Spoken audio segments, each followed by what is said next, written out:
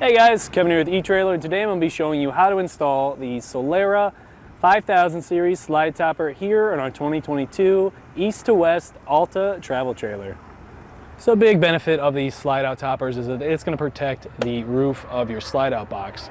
Now if you're like me, you hate getting up there after a camping trip and having to sweep off leaves, get rid of the bugs, and if you don't, you can end up having them inside your camper. And this one's pretty new, so it hasn't really been worn in yet. But a lot of the time with the campers that we get in, I see the slide out seal doesn't exactly touch the roof of the slide out as it's going in and out. So any bugs, leaves, any other debris, I've even seen tree branches fall down and get sucked inside. All of that's getting inside of your camper, making it dirty inside. Along with keeping everything off of the membrane of your roof, that's also going to kind of help keep it lasting longer. So you're not going to have all that stuff beating up the roof, which is super hard to replace. You got to rip off all of these brackets here, pull a whole bunch of stuff off, and replacing that vinyl really isn't that fun. So it's a whole lot easier to replace a fabric on your awning than the roof membrane. Another thing is that it's going to help give some shade to that box. So that box is going to stay a little bit cooler. Instead of the sun beating down onto it and then forcing your AC to work harder, that awning is going to help kind of reflect some of that sunlight off. As far as installation goes, slide toppers are super simple to do. They just require a couple extra hands because they are a bit much when you're up on the ladder trying to slide a long slide topper into place. So just get a couple extra hands, a few ladders, and just take your time with it. It's super simple. You can easily do this at home. To find the correct slide topper for your slide out, what you're going to want to do is take your tape measure. You'll go to the outside edge of your T-molding and you'll want to trace that down and get the measurement for it. So with ours today, it looks like it's right at 153 3/4. So what I would do is I would then go to our awning selections, and then I would look on the left side there to that facet that says 153 inches, and I'd click on that, and it's going to pop up with the correct size awning for me. So one other thing to keep in mind is that with these slide topper options, they have about a 5-inch range. So we want to make sure that we have about 5 to 7 inches of space from the edge of our slide out to any other obstructions. So if I had an awning arm in the way, maybe a window, maybe the door handle, if it was on the other side where the door was, I would need to make sure that I have enough clearance between those things and where our slide topper is going to sit, because the arms of that slide topper are going to have to come back. And if it comes back and interferes with whatever we have in the way, then obviously we're going to have a bad time. We're going to need to size down just a little bit. If you have any questions and you don't understand how to get to that correct size with all those obstructions in the way, then reach out to us via our Ask the Expert link or call in to our customer service. Now in your kit, you're going to find this trim piece right here that I have in my hands. This is called your extrusion rail. Now there's a C-channel on this that the back bead of our fabric is going to slip through, and that's what actually holds it to the wall of the trailer.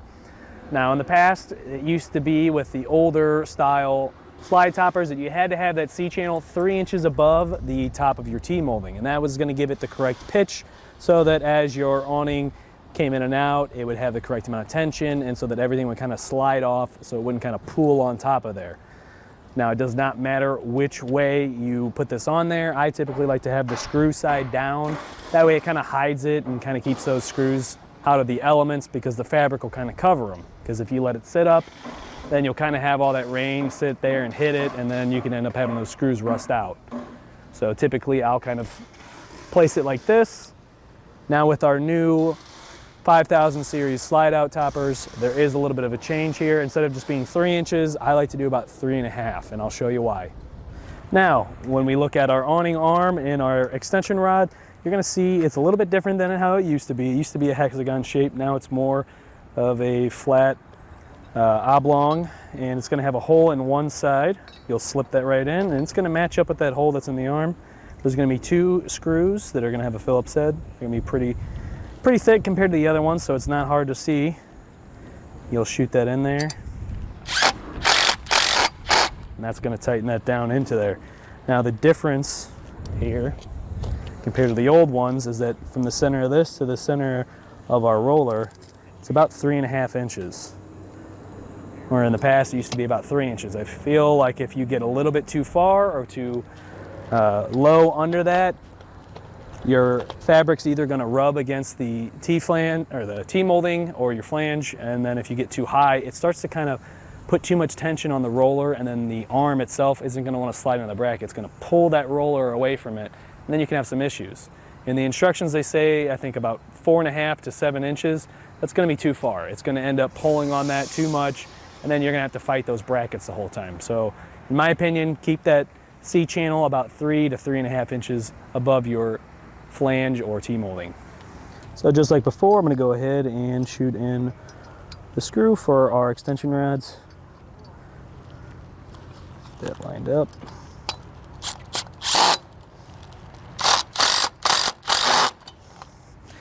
All right, so I'm just going to mark this with my pencil. I'm going to try and get a little bit further out as well, just because that extension or extrusion rail is going to kind of go past our slide out. So I'll make sure that I can actually see it, because I want that C-channel to line up right there on that line. And now I can go ahead and do the same thing over on the other side. All right, now we're going to go ahead and on the back of our extrusion rail, we're going to put some butyl tape. We want that go across this little strip right here where our screw holes are, and that's going to give us some protection so that when water wants to get in, it can't through those screws.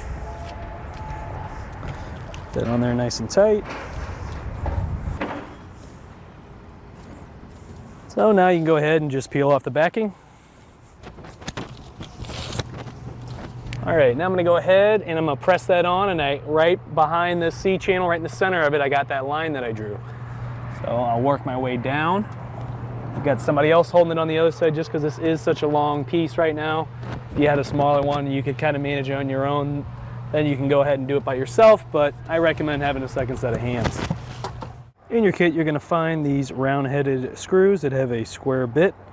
That is the ones that we're gonna use to mount up our extrusion rail. So we'll go ahead, we'll grab our drill, and we'll start shooting these in.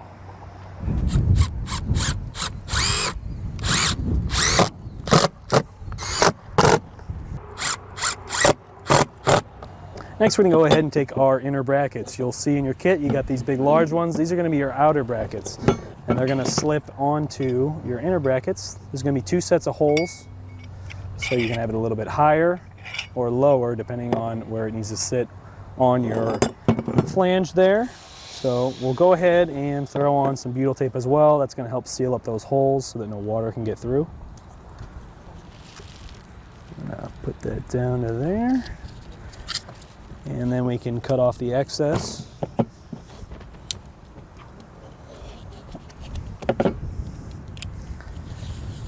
And we can go stick those in place on our slide out.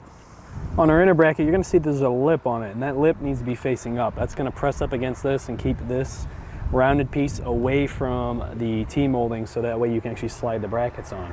If you flip it the other way, you can end up getting too close, and then the bracket's not gonna have enough space to slip onto there.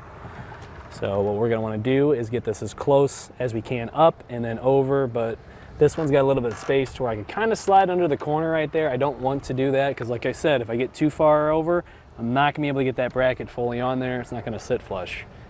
But like I said, you will wanna get as close up and over as you can. Kind of press that on. And then in your kit, you're gonna have some screws that are flathead, and with that square bit, you're gonna wanna use these, because as it sinks into that little pocket right there, it's gonna have it be nice and smooth. If you use those rounded ones, you wouldn't be able to slide the bracket on. So we'll pop those into place. Actually, I'm gonna start in the center. Sometimes if you shoot it into one of the side ones first, it'll kind of try and move either side a little bit one way, and then that can end up kind of having you be off.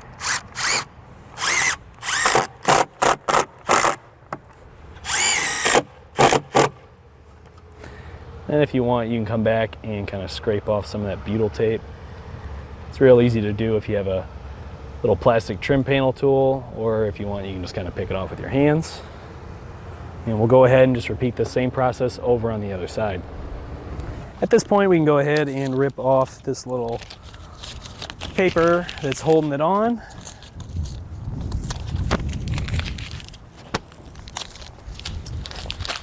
and let our fabric hang free. I'm going to go ahead and kind of slip that up too, because we're going to put that fabric in, and we always want it to be kind of draped over the top. We don't want it rolled under while we're sliding it on, otherwise it's going to sit there and kind of pool water there. To make things a little bit easier, I'm also going to take some needle nose pliers, and I'm just going to kind of bend down the opening of our C-channel. The edge of that's typically pretty sharp too, so getting it up out of the way makes it a little bit safer as we slip our fabric in. You want to make sure that you keep this really even, otherwise you can end up tearing your fabric. All right, once we get pretty much set there, we can go ahead and just kind of let that hang. We'll slowly let it slip over, and we can grab our outer brackets. So I'm going to slip this onto my inner bracket and my arm at the same time. Kind of lined up perfect. And once I have that set, we can go ahead and get our other side. So next we're going to go ahead and kind of even out, make sure that we have the same amount of our extension rod on both sides sticking out. So you can take a tape measure, or you can just kind of eyeball it. It doesn't have to be that perfect. So next thing we're going to do, we have these self-tapping screws that have a hex head on the top. So you're going to need a little socket to actually screw those in. I've already gone ahead and started this one.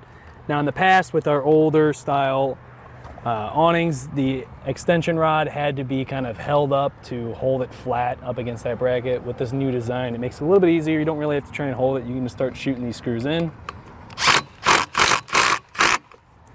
But you'll want to kind of take your time with it too when you're first starting. I just kind of like to shoot a little bit at a time. Try and get that hole started so it doesn't really want to skip and walk on me.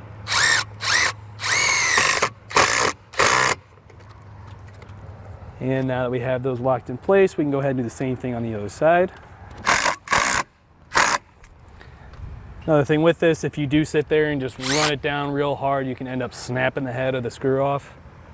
Next, we're going to have these little screws that have some thread locker on them, and these are going to require a Allen key. So we're going to want to set these in our lower two holes, since we have it in the upper position on our bracket. We want this to make contact with our inner bracket. With how it is right now, if I had put them in the top, it would have gone right over our bracket and it wouldn't really be linking up to anything. So we can go ahead and get these started.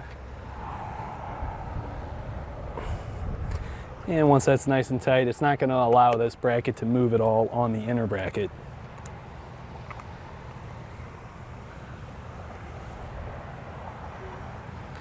So we'll go ahead and repeat that same process on the other side. But before we head over there, the new 5000 series has these little trim pieces that you can stick over that, and that's just going to help keep any water out of those screw holes.